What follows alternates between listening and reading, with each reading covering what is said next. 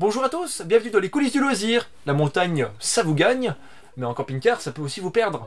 Il s'agit donc pour moi de vous donner tous les bons conseils et les astuces pour pouvoir envisager le voyage en montagne, en été comme en hiver.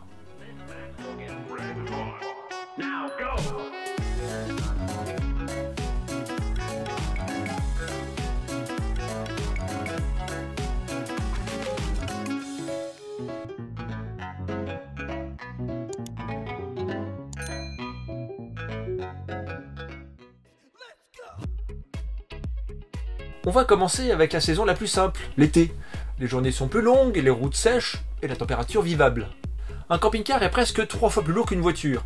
Ça veut dire que le moteur va beaucoup plus forcer dans les montées et que les freins vont être beaucoup plus sollicités dans les descentes. C'est sur ces deux points qu'on va trouver le plus de mésaventures. Les moteurs qui surchauffent, voire qui prennent feu, et les freins qui lâchent dans les descentes. Pour éviter ça, on va d'abord être précautionneux quant au chargement du véhicule, en tenant compte de la puissance du moteur. Évidemment, un tout petit moteur, usé et fatigué, si on charge le véhicule à mort, il aura un peu de mal dans les côtes. À l'attaque d'une côte, c'est pas compliqué. Si vous êtes patient, tout va bien se passer.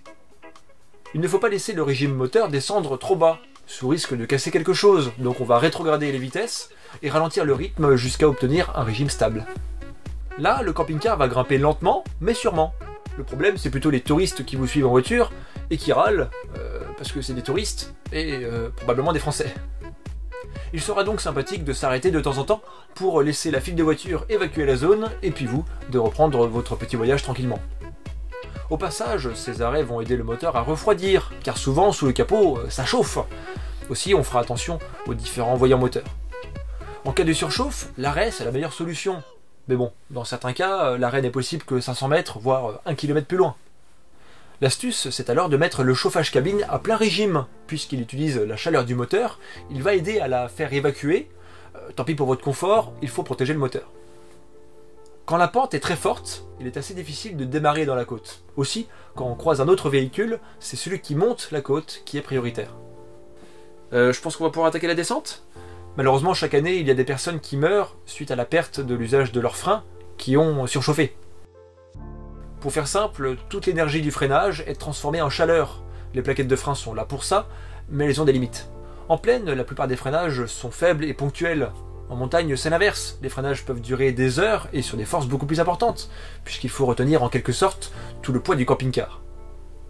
On va freiner pour gérer la vitesse dans les virages, on va freiner pour éviter que le camping-car dépasse les limitations légales, et puis on va freiner pour éviter le chien qui traverse, ou l'idiot d'en face qui ne nous laisse pas la place.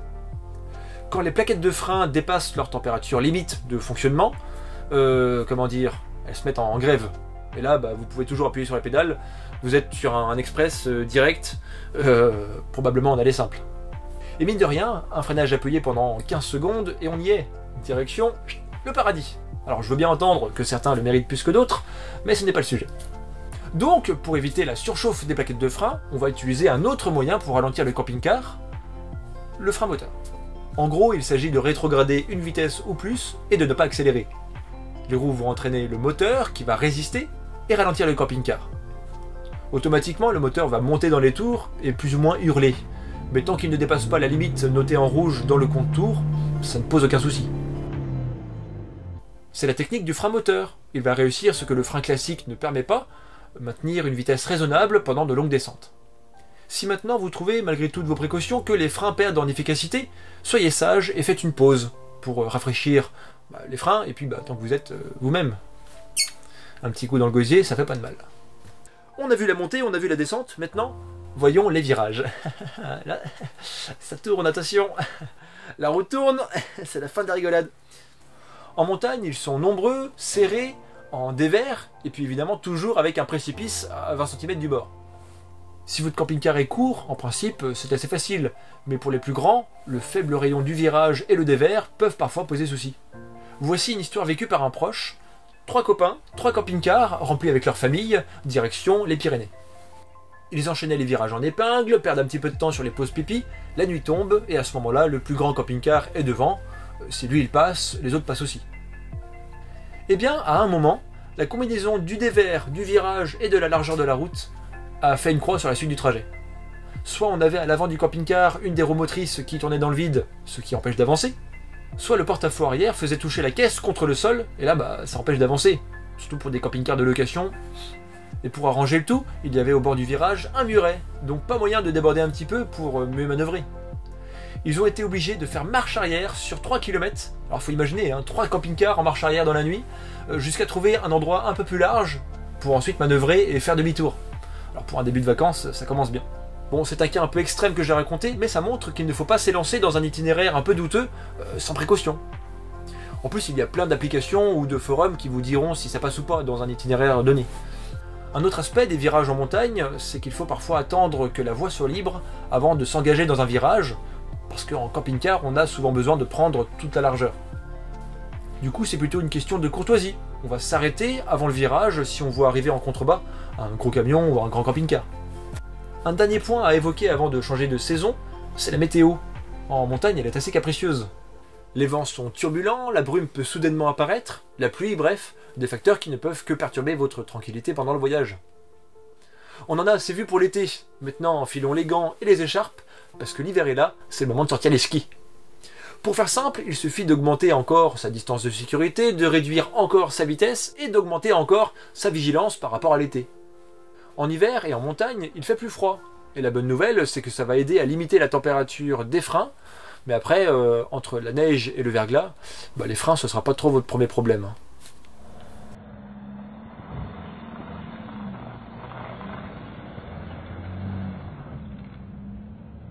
C'est plutôt l'adhérence au sol qui est importante. Et là, il n'y a pas 36 solutions. Pneus neige, chaînes ou chaussettes à neige, et puis un minimum de jugeote. Il est par ailleurs indispensable d'évoquer la loi montagne qui, en France, dans certaines régions, notamment les montagnes, va vous obliger à posséder soit des pneus neige ou alors d'être en possession de chaînes ou de chaussettes. L'hiver en montagne, c'est la saison du ski, et nombreux sont les touristes à s'y rendre. Aussi, la route est encombrée, et les stations aussi. S'il s'agit de faire du ski, le camping-car sera peut-être plus une contrainte qu'autre chose. Il faut trouver où se garer parmi les touristes, pas trop loin des pistes. Après la journée, il faut faire sécher la combinaison, les chaussures. Ce n'est pas impossible, mais disons que dans certains cas, il serait peut-être préférable de laisser le camping-car en bas et puis de se rendre aux stations par un autre moyen. Et je ne parle pas des solutions de ravitaillement en énergie et en eau, qui par définition en hiver et en montagne seront plus rares. Aussi, j'en appelle à votre expérience. Si vous avez des commentaires à me laisser à ce sujet, ça peut être utile. D'ailleurs, si on parle de ravitaillement, pensez aussi à votre consommation de carburant. Surtout en hiver, votre camping-car va surconsommer dans les côtes. Aussi, il convient d'anticiper les arrêts carburant pour pouvoir terminer le trajet sans rupture. Et un dernier point sur la consommation, c'est l'AdBlue. Les camping-cars les plus récents en ont besoin, et la consommation d'AdBlue peut fortement augmenter avec les côtes.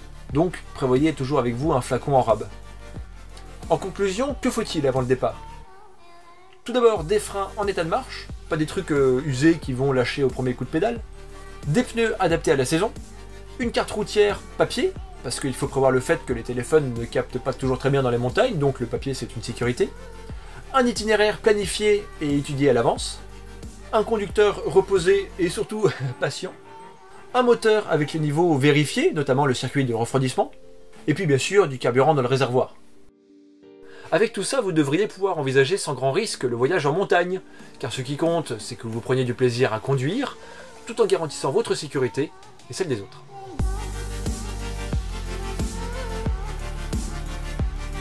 En parlant des autres, on remercie la chaîne Gilles et Clem, qui sont à l'origine de certains plans que vous avez vus dans cette vidéo. Évidemment, sans ça, ce serait beaucoup moins joli.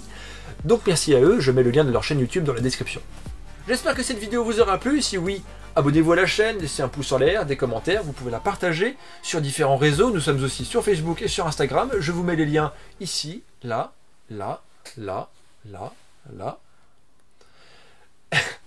Et puis sinon, vous passez votre chemin et puis vous revenez plus jamais, voilà. Allez, je vous dis à très bientôt pour une prochaine vidéo dans les coulisses du loisir.